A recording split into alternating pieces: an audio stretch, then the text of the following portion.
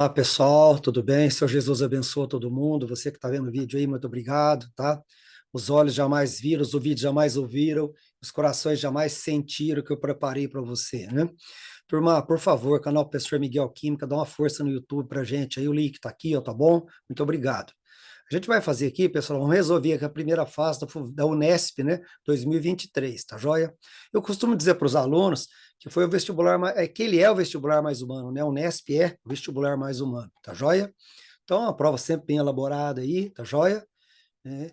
E ela premia sempre a meritocracia, tá joia? Então, vamos lá.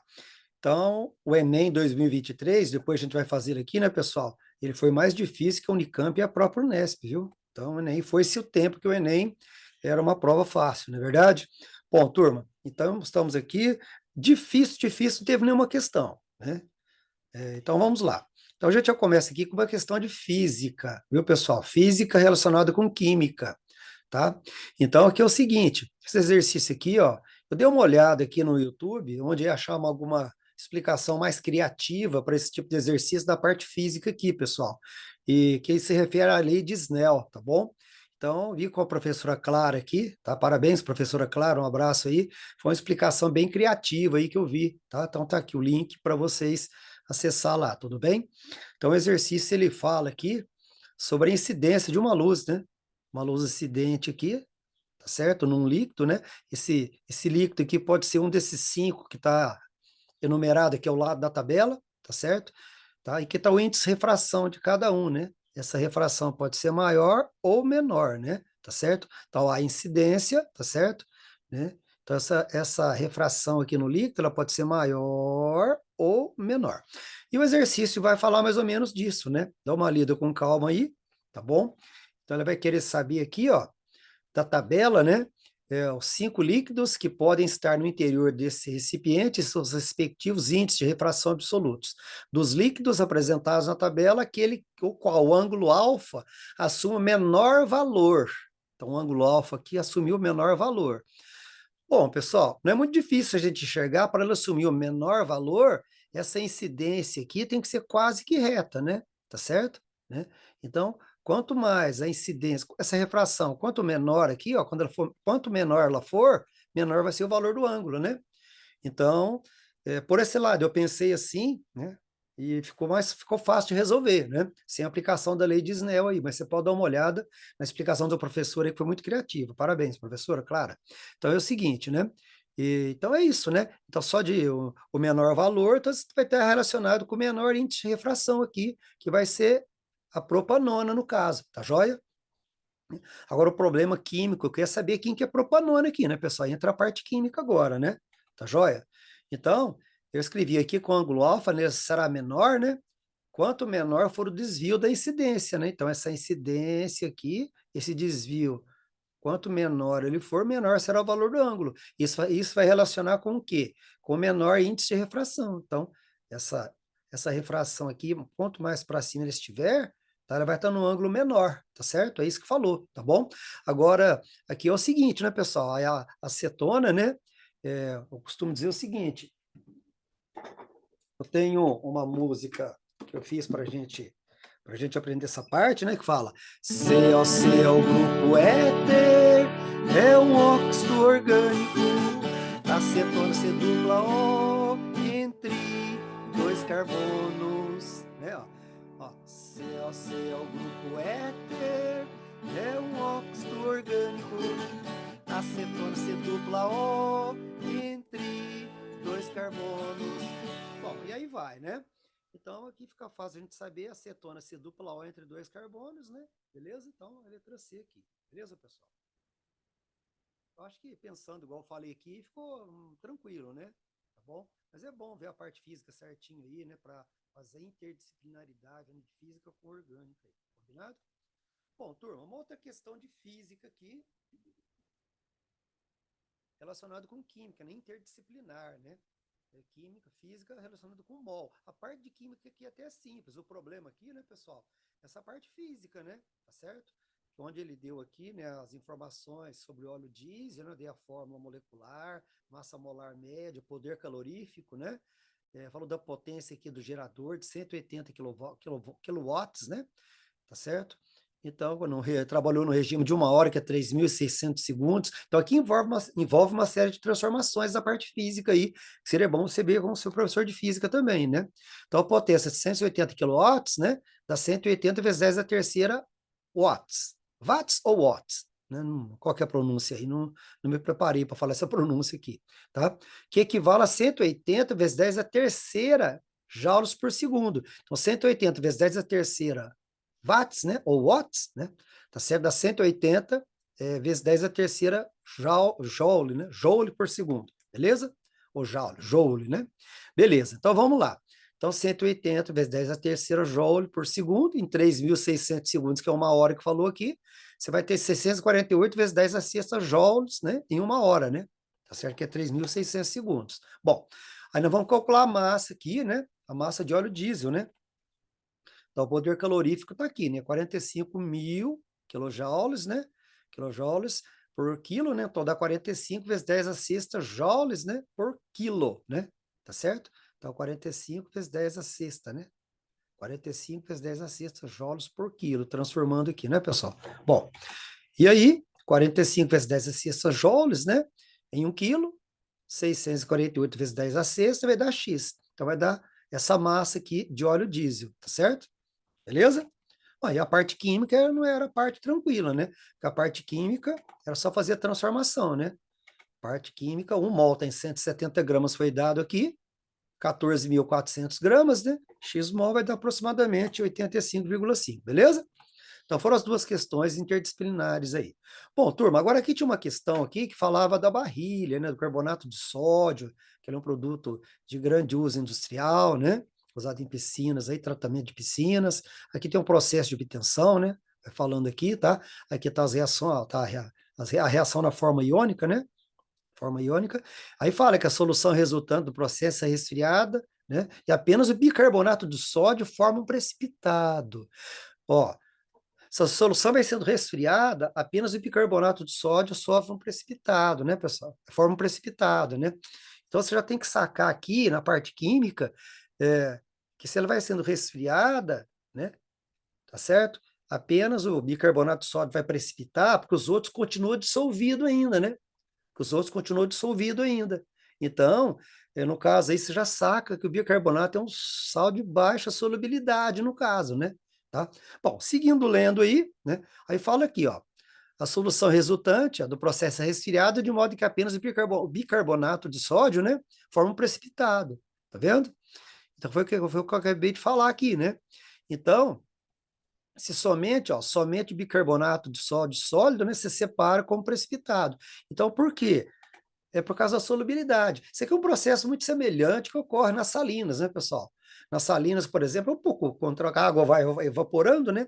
A água vai evaporando nas salinas, o que acontece, né?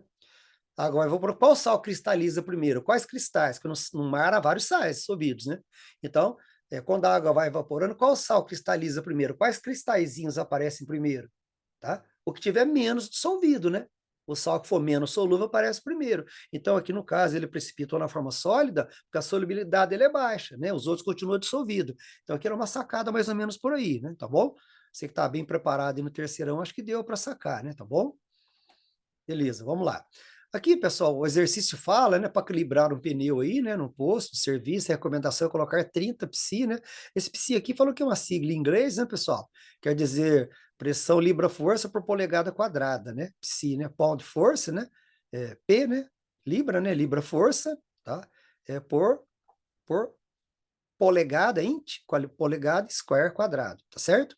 Não precisa se preocupar com isso não, porque é só você trabalhar com os valores que estão aqui mesmo. Então, lendo o exercício aqui, né, pessoal, né, fica fácil, fica fácil. O volume do pneu, ó, volume do pneu, supondo que o volume do pneu não se altere, a pressão interna vai ser o quê? Então, se o volume é constante, é uma questão bem tranquila de gases aqui, né, pessoal? Questão bem tranquila de gases, onde a pressão inicial, tá, o valor aqui é 200, né, tá certo? A pressão final quer saber aqui, né? Temperatura inicial é 300, final é 1.200. Aí você resolve, né? O volume é constante, você cancela o volume, faz a divisão, você vai achar o valor de 800. Uma questão bem tranquila aqui, né, pessoal? Tá?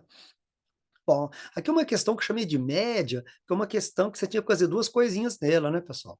Porque aqui fala aqui, ó, né, do padrão de potabilidade da água, relacionado ao consumo humano e com fluoretos, né, é que se tem 1,5 miligramas de flúor, né, anos fluoretos por litro de água, né, tá certo?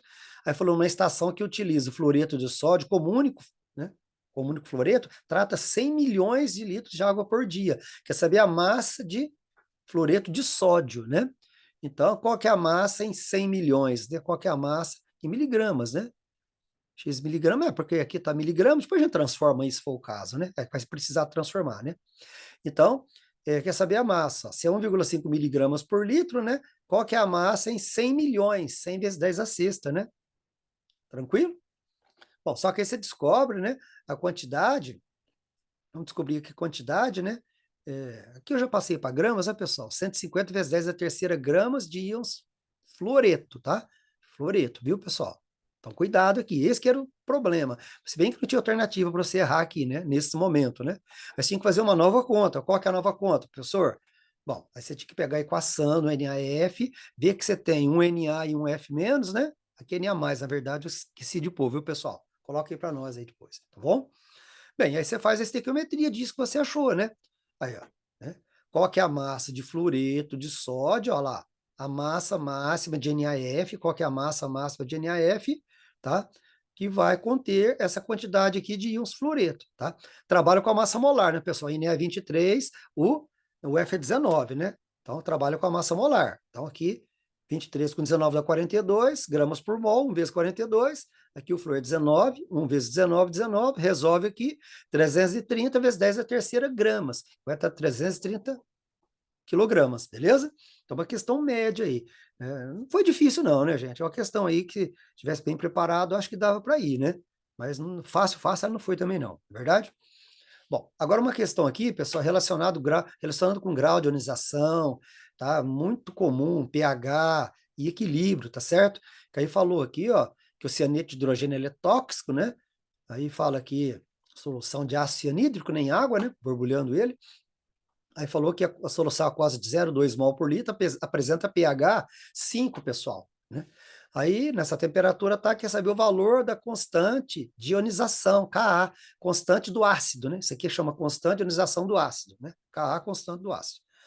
Bom, e aí, como é que faz, professor? Bom, a questão que envolve um pouco de equilíbrio, né? Então, a primeira coisa, o pH é 5, né, pessoal? Então, você tem que estar automatizado. Depois dá uma olhada na aula aqui no canal, pH, aula de pH e pOH, nessa aula aqui no canal, professor Miguel Química, tá bom?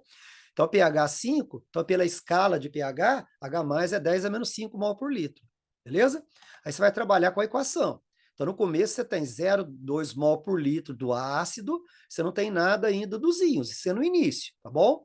Agora, quanto que vai reagir disso daqui e quanto que vai formar? Quanto que vai entrar em reação desse 0,2 e quanto que vai formar de H mais CN menos? Então, foi o que falou aqui, ó. Então, reagiu 1 vezes 10 a menos 5 mol por litro dessa quantidade, forma aqui 1 vezes 10 a menos 5 vezes 10 a menos 5. Por quê? Porque a proporção aqui é 1 para 1. É 1 para 1 para 1. Se aqui fosse 2, seria 2 vezes aqui, tá bom? Então é isso, tranquilo? Então, do 0,2 mol por litro do início que nós tínhamos, então reagiu aqui 1 vezes 10 a menos 5. O resto do 0,2 ficou em equilíbrio aí, tá bom? Tá? Então, o que, que nós temos no equilíbrio? No equilíbrio nós temos 0,2 menos, né? Porque 1 vezes 10 a menos 5 daqui entrou em reação. Então, sobrou uma parte aqui. Então, fica 0,2 menos 1 vezes 10 a menos 5, que vai dar aproximadamente 0,2, que é um ácido fraco, né, pessoal? Porque 0,2 mol por litro, então, que já é pouco, 0,2, então, dessa quantidade, apenas 1 vezes 10 a menos 5 entra em reação. Tá certo? Então, praticamente não altera o valor aqui do 0,2, não é verdade? Tá? Que 1 vezes 10 a menos 5 é 0,000000001, é verdade? Beleza? Aqui, se não tinha nada no começo, formou 1 vezes 10 a menos 5, no equilíbrio tem 1 vezes 10 a menos 5, tinha nada no começo, formou 1 vezes 10 a menos 5, equilíbrio 10 a menos 5. Pronto. Agora você vai usar a expressão da constante, que é produto sobre o reagente, H mais vezes Cn menos, né? H mais vezes Cn menos, esse H aqui devia estar para cima, esse maisinho aqui, dividido pelo HCN, concentrações em equilíbrio. Pronto, só substituir agora. Então, fica 1 vezes 10 a menos 5, que multiplica 1 vezes 10 a menos 5, dividido por 0,2. Resolvendo aqui, você vai chegar aí nessa resposta. Exercício muito bem bolado, muito legal, hein, pessoal? É clássico aí, né? com tabelinha de equilíbrio, essas coisas. Nem precisava dessa tabelinha, né, gente? Você tinha 0,2, aí você calculava aqui com o pH é 5, né? Então 1 vezes 10 é menos 5. Então você teria 1 vezes 10 é menos 5 de cada íon aqui. E desse aqui ficava praticamente 0,2 mesmo, que não altera, né? Você tirar 1 vezes 10 é menos 5 de 0,2 é praticamente nada, tá bom?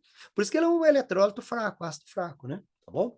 Baixo Ka, baixo grau de ionização. Aí o valor, ó, 5 vezes 10 é menos 10, quer dizer, 0,0000090 e um 5 lá adiante, né? Pessoal, uma questão clássica aí também de redox, né, redução e oxidação, falou do óxido de sério, né, usado em catalisadores automotivos, obtido pela reação entre o sério metálico e o oxigênio. Então, vamos escrever essa reação aqui, né, gente? Então, sério metálico mais O2, CO2, né, que falou aqui, né, vai produzir CO2, né, que foi obtido pela reação de sério e O2, tá bom? Beleza, aí o exercício fala para você completar essa tabela aqui, né, pessoal? Que completa aqui, né? Olha lá. Nessa reação, o número de oxidação do sério vai de... Então, vamos calcular aqui primeiro, né? Olha lá. Então, 0, substância simples, né? Do lado de cá, O é menos 2.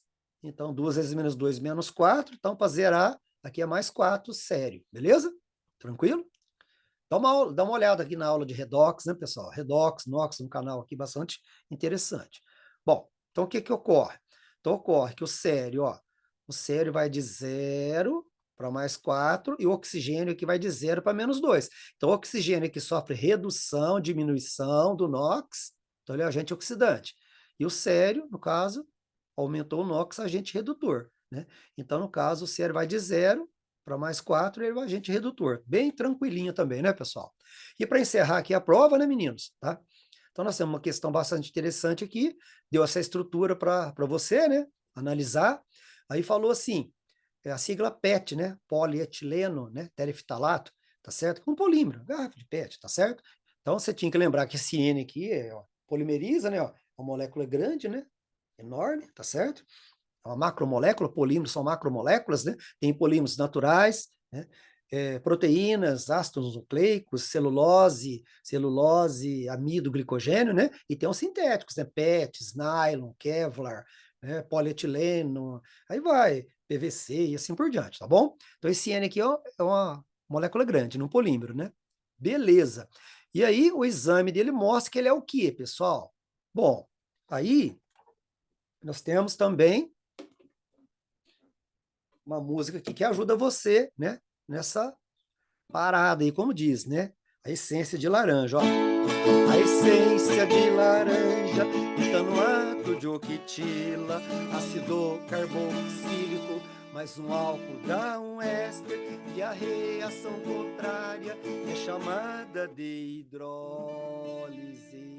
O que é hidrólise? Hidrólise é reação de uma espécie com a água, lise é quebra, hidro é água, amida CON e o éster CO2C. Beleza. Assim a gente vê que fecha, né? Então o éster CO2C, ó, CO2C. Beleza? Então, mesmo aqui, ó, CO2, tá aqui, tá ligado a C e vai esticando a cadeia, não é verdade? Então, deu perceber tranquilamente, né, gente? Ótimo. Então, tá aí a prova da Unesp. Vamos aguardar a segunda fase, que é a dia 19, né? Dia 19, hoje eu tô gravando aqui, é o dia 16 de dezembro de 2022, né? Então, é 16, 15, hoje é 15, perdão. Então, daqui 4 dias é a segunda fase, a gente vai ver para vocês e gravar aqui também.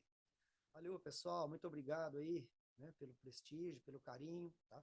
Beijo no coração de vocês, dos familiares de vocês, tá? Se eu não gravo antes do Natal aqui, eu já desejo Feliz Natal para todo mundo, para você, um ano novo de realizações, que você possa ser aprovado no vestibular, tá?